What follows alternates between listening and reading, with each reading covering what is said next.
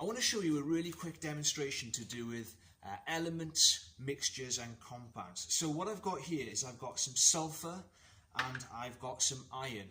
Now sulfur and iron are both elements. The only thing I've got in this little tube here is some sulfur, and the only thing I've got in this little tube here is some iron. Now I'm going to show you that you can separate a mixture of iron and sulfur, but that you can't separate a compound made from iron and sulfur. So first of all, our iron is a magnetic element. That means that I can take a little magnet like this and I can move my iron around using a magnet. Sulfur on the other hand is not magnetic. So when I move my magnet around this tube, you can see that the sulfur does not move with it at all. Now, what I've got over here is I've got a mixture in this test tube. I've got a mixture of iron and sulfur.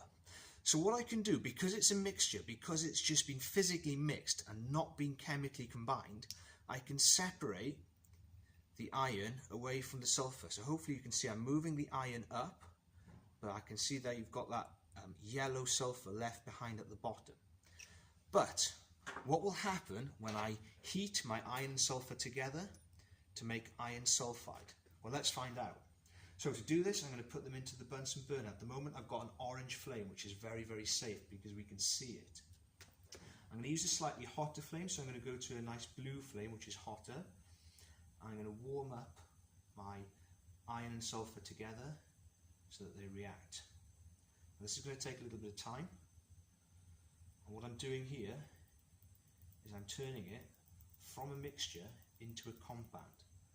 And in order for that to take place, my sulfur and iron particles need to bump into each other with a lot of energy. And this reaction isn't going to take very long. It's actually quite fast.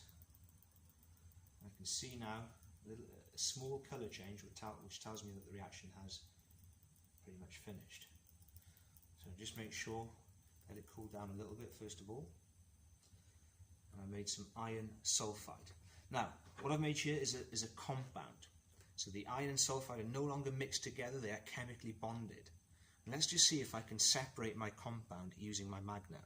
So I'm going to take my magnet and I'm going to see, no, not at all. So, a compound cannot be separated physically.